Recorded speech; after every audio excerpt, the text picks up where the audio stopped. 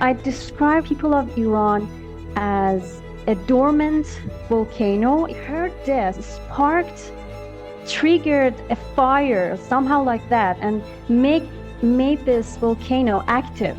So it's erupting and it keeps erupting every day.